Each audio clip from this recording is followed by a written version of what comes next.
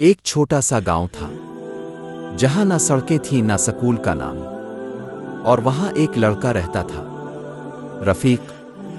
رفیق کے پاس جوتے نہیں تھے، کتابیں پھٹی ہوئی تھیں، لیکن آنکھوں میں خواب تھے، کچھ بننے کے، کچھ کرنے کے۔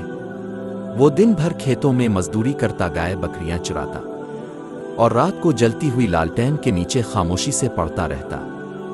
لوگ ہنستے تھے، کہتے اس مٹی میں رہنے والا کبھی سونا نہیں بن سکتا، مگر رفیق نے ہار نہ مانی۔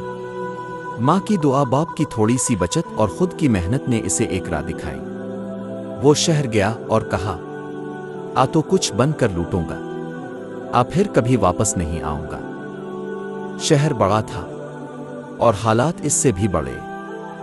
رفیق نے سب کچھ برداشت کیا، فٹ پاتھ پہ سونا، دن میں برتن دھونا، شام کو ایک دکان پر کام، اور رات کو کالج جانا۔ وہ کبھی وقت سے نہیں ڈرا، کبھی تھکن سے نہیں جھکا۔ ایک دن اس نے اپنا چھوٹا سا آن لائن بزنس شروع کیا۔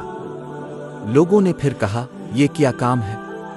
مگر اسی چھوٹے بزنس نے ایک دن لاکھوں کمائے۔ دن، مہینے اور سال گزرے، اور وہی رفیق جو کبھی سڑکوں پر جوتے پالش کرتا تھا، اب اپنی کمپنی کا مالک بن چکا تھا۔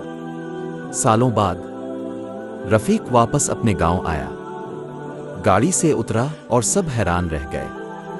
وہی لڑکا، اب سوٹ میں، چمکتی گاڑی میں، اور اس کے ساتھ کئی غریب بچوں کے لیے کتابوں کا تحفہ۔